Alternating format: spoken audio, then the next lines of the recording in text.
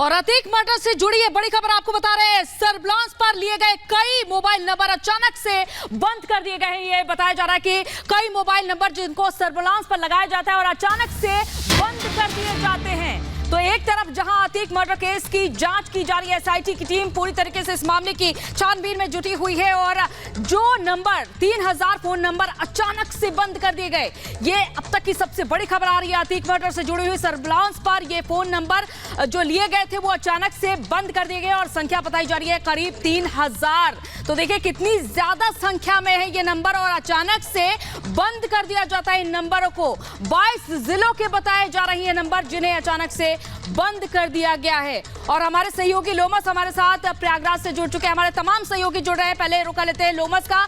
लोमस, ये जो बड़ी जानकारी मिल रही है 3000 से ज्यादा नंबर बंद कर दिए गए जब उन्हें सर्विलांस पर लिया जाता है।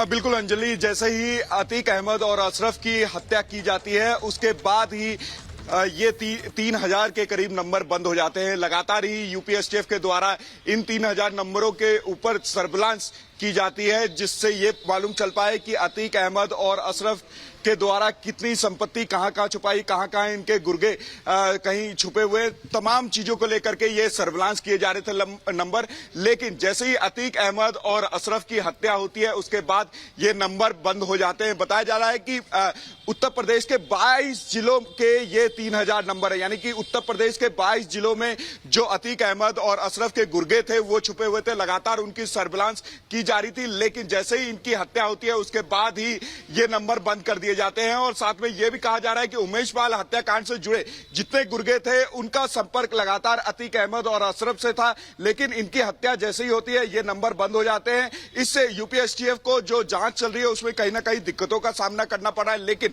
फिर भी यूपीएसटीएफ लगातार ही जो तमाम गुर्गे पकड़े गए हैं उनसे पूछताछ करके ये लिंक स्थापित करने का काम फिर से वो करती हुई नजर आ रही है। बिल्कुल लोमस, वापस आपके पास यहां पर लौटेंगे। जिस तरीके से लगातार जांच इस पूरे मामले को लेकर तेज हो रही है, मीनाक्षी भी हमारे साथ यहां पर बनी हुई है, उनके पास भी चलेंगे। लेकिन इसी बीच बड़ी खबर का रुख कर लेते हैं। यूपी पुलिस और एसटीएफ का बड़ा एक्शन देखने को मिला है। 6 राज्यों के 22 जिलों में लगातार एक्शन हो रहा है। शूटर्स के मददगारों की तलाश के लिए सर्विलांस पर लिए गए थे नंबर। तो यूपी पुलिस और एसटीएफ की तरफ से बड़ा एक्शन लगातार अतीक अशरफ मौत मामले में जारी है। 6 राज्यों के 22 जिलों में एक्शन ये इस वक्त चल रहा है। शूटर्स के मददगारों की भी तलाश यहां पर लगातार की जा रही है। 3000 के करीब सर्विलांस पर जो नंबर हैं वो यहां पर लिए गए हैं और लगातार उनकी छानबीन यहां पर जारी है।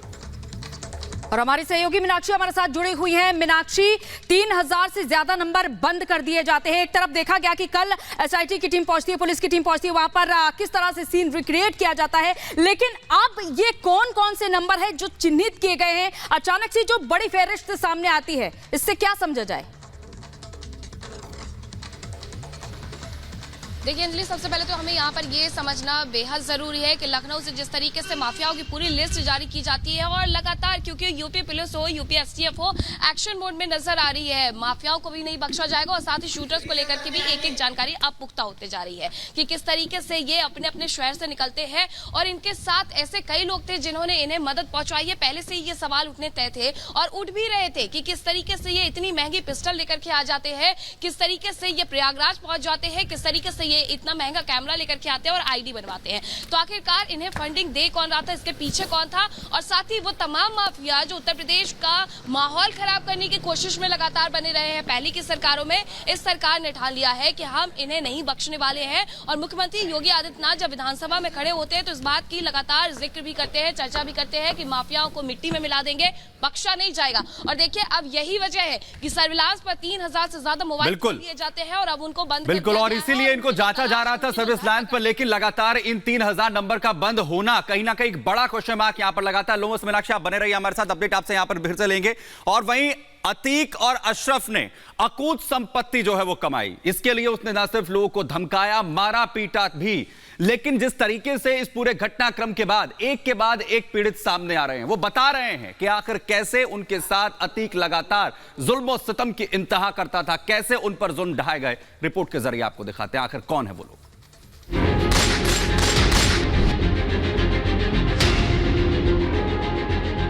अतीक के गुनाहों का अंत हो चुका है। 15 अप्रैल की रात उसकी आखिरी रात साबित हुई। लेकिन इससे पहले अतीक ने अपने रसूख के दम पर अकूत दौलत कमाई, पाप का साम्राज्य खड़ा किया। न सरकारी जमीन छोड़ी, न लोगों के खून पसीने की कमाई से बनाए घर। प्रयागराज में 4 दशक तक माफिया अतीक को जो जमीन मिली उस पर कब्जा जमा लिया। गुर्गों के दम पर कमजोर लोगों की जमीन पर जबरन अपने नाम कराए। यही वजह है कि माफिया ब्रदर्स की करोड़ों की संपत्ति विवादों में घिरी है। कीमती जमीन और निवेश को लेकर कोर्ट में केस चल रहे हैं। कौशाम्बी में एक प्रोजेक्ट में अशरफ की पूंजी लगी है, इसे लेकर मयंक जायसवाल के साथ विवाद चल रहा है। गुजरात के व्यापारी जीतू केतन के कारोबार में अतीक ने निवेश किया। इनके साथ भी माफिया फैमिली का विवाद चल रहा है। नजीर बोरा के बिजनेस में भी अतीक ने निवेश किया। गुजरात के इस व्यापारी के साथ भी विवाद है।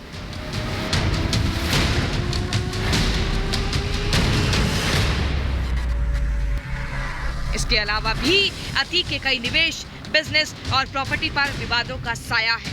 कई लोगों से उसका बैर है। एमपी के हीरा खदान व्यापारी के साथ भी अतीक ने बिजनेस किया। व्यापारी से अतीक का पैसों को लेकर विवाद चल रहा है। माउंट आबू के होटल व्यवसाय से भी माफिया का विवाद है। दिल्ली के कई लोगों के नाम भी अतीक ने बेनामी संपत्ति खरीदी। ये प्रॉपर्टी भी विवादों में घिरी हुई है। अतीक ने कई आवासीय कॉलोनियां भी काटी। माफिया ब्रदर्स ने प्रयागराज और कौशाम्बी में Elina city phase 1, Elina city phase 2, Bakshi और दामोपुर में अहमद सिटी, सैदपुर में असाद सिटी, रावतपुर में साई बिहार योजना, सैदपुर ग्राम योजना, सैदपुर आवास योजना, लखनपुर आवास योजना में निवेश किया। कहा जा रहा है कि इनमें से कई कॉलोनी को लेकर भी डॉन फैमिली विवादों में घिरी है।